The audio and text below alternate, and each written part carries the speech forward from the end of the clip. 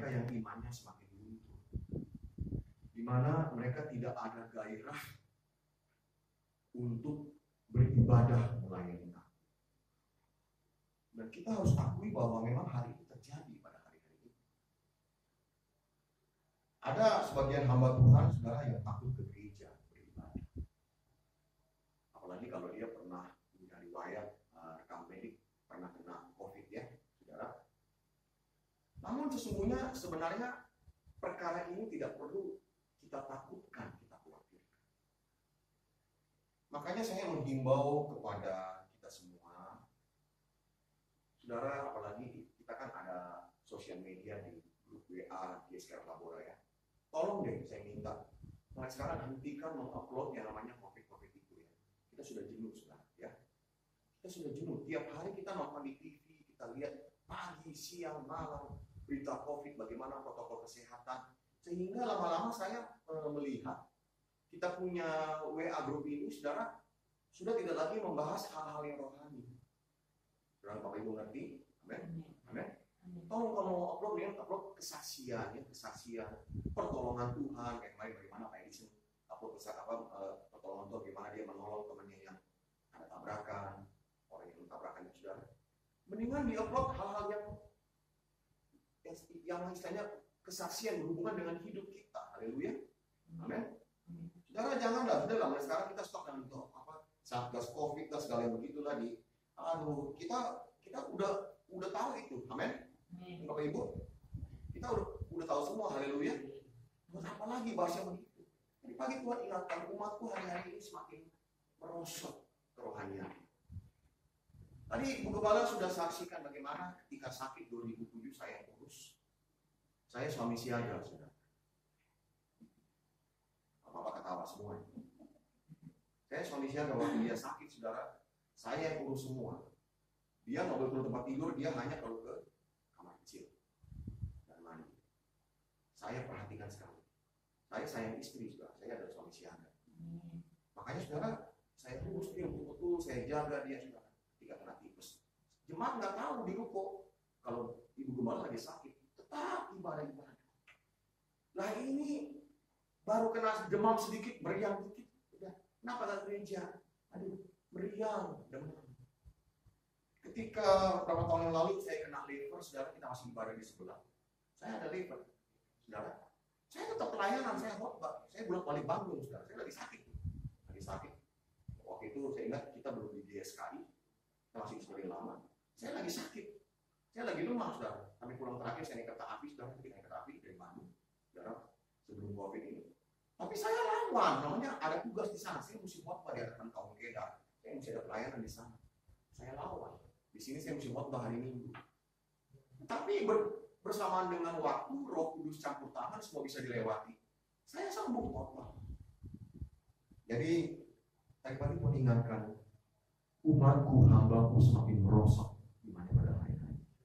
Seharusnya COVID ini membuat mereka lebih kuat, mereka lebih tangguh, mereka lebih survive, mereka lebih bisa bertahan menghadapi perkara-perkara yang kecil bagiku, kecil bagi Tuhan. Amin. Haleluya. Tuhan ingatkan juga kepada jemaat di sini bahwa aku akan pulihkan keadaan umatku di sini. Ada perkara besar aku bekerjakan, namun mereka harus siap. Aku akan mengadakan pendampingan. Hari Minggu kita akan ada rapat ya, rapat pembentukan struktur baru, dan nanti ada hal-hal yang akan ditegaskan dalam rapat hari Minggu, saudara ya. Baik, kita akan kembali pada tema besar kita. Tadi pagi ketika saya berdoa mempersiapkan tema ini, saudara kembali membaca, saya bilang Roh Kudus tolong sertai kami. Kami tahu kami menghadapi musuh besar, di mana setan, saudara. Musuh besar orang percaya, di mana dia tahu bahwa saat penghukumannya, saat penghakimannya beserta dengan para pengikutnya sudah sangat dekat. Makanya hari-hari ini setan berupaya dengan berbagai trik, berbagai cara untuk menyerang iman orang percaya. Baik melalui COVID, kita diserang, jangan gereja, nanti kena COVID. Udah kena COVID, udah sembuh, jangan dulu gereja, nanti kau kena lagi. Saudara, ini semua trik-trik setan, siasat iblis. Saudara, makanya di sini kita akan melihat bagaimana dalam pokok pembahasan kita pada malam hari ini, di mana tema besar kita adalah menjadi corpus delicti. Mari kita baca dalam firman Tuhan di dalam Yeskiel 28 ayat 15 dan 16. Engkau tak bercela dalam tingkah lakumu sejak dari penciptaanmu sampai terdapat kecurangan padamu. Dengan dagangmu yang besar engkau penuh dengan kekerasan dan engkau berbuat dosa. Maka kubuangkan engkau dari gunung Allah dan keruk yang berjaga, membinasakan engkau dari tengah batu-batu yang bercahaya. Yeskiel 28 ayat 15 dan 16. Maka timbullah peperangan di surga. Mikael dan malaikat-malaikatnya berperang melawan naga itu. Dan naga itu dibantu oleh malaikat-malaikatnya. Tetapi mereka tidak dapat bertahan. Mereka tidak mendapat tempat lagi di surga. Dan naga besar itu si ular tua yang disebut iblis atau Satan atau setan yang menyesatkan seluruh dunia dilemparkan ke bawah. Ia dilemparkan ke bumi bersama-sama dengan malaikatnya. Wahyu pasal 12 ayat 7 sampai 9. Kita perlu mengetahui bahwa iblis yang dahulu dikenal sebagai Lucifer yang kemudian memberontak terhadap Allah. Mengapa? Allah kok tidak serta-merta menghukum dan membinasakan Lucifer beserta para malaikat yang memberontak, yang dihasut olehnya untuk memberontak. Allah kita adalah Allah yang memiliki hukum. Bukan hanya sembarangan. Allah kita memiliki hukum dalam dirinya yang juga merupakan hakikat permanen. Di sini yang dimaksud dengan hukum bukan hanya berkalian berhubungan dengan peraturan atau syariat, tetapi juga tatanan atau kodrat. Dengan memahami bahwa di dalam diri Allah ada tatanan atau kodrat yang mendasari semua tindakannya, maka kita sebagai orang percaya akan menemukan jawaban mengapa Allah menciptakan manusia, mengapa harus ada dua pohon di Taman Eden. Mengapa Tuhan Yesus harus mati, mengapa ia kemudian bangkit dan sebagainya.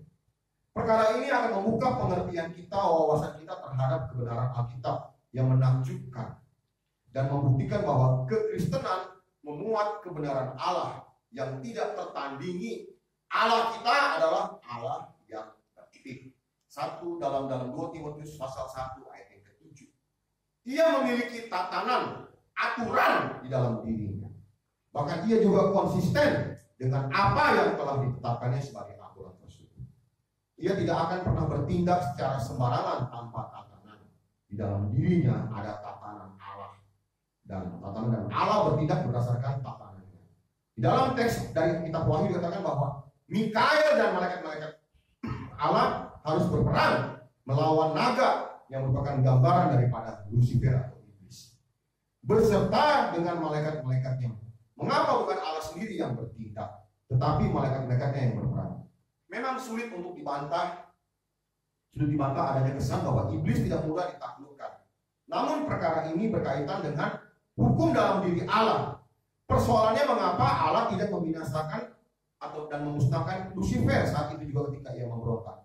Jawabannya adalah karena tindakan Lucifer tersebut harus dibuktikan bahwa telah terjadi, di mana merupakan tindakan telah terjadi dan merupakan tindakan yang salah. Dalam perkara ini kita meminjam istilah corpus delicti. Ayo kita ngomong corpus delicti, di mana adalah prinsip bahwa seseorang tidak dapat diadili kalau dia belum terbukti bersalah.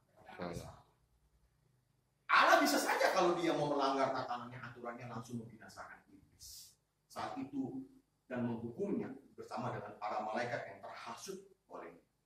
Namun Allah kita adalah Allah yang tertib. Dia bekerja sesuai dengan tatanan aturan yang ada yang berlaku. Makanya di sini perlu adanya corpus delicti. Artinya apa?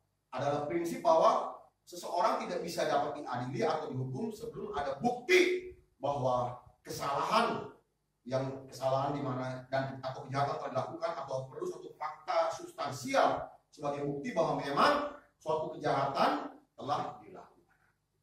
Dan fakta ini diteguhkan oleh pernyataan Rasul Paulus dalam suratnya kepada jemaat di Roma. Kita baca dalam Roma 4 ayat 15 dan Roma 5 ayat 13. Karena hukum Taurat membangkitkan murka,